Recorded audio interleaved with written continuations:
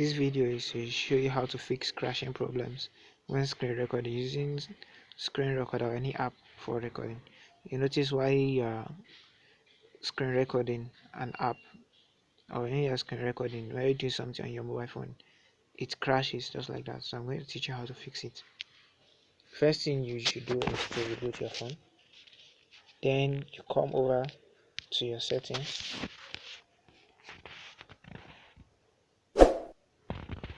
Come over to your settings. You go to your storage.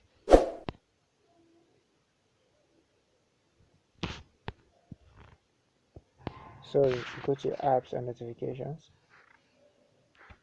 Yeah, apps and notifications. Then you see for all apps.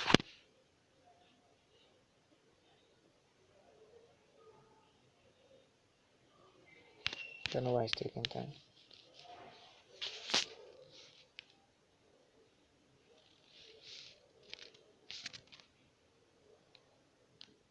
Go see for all apps.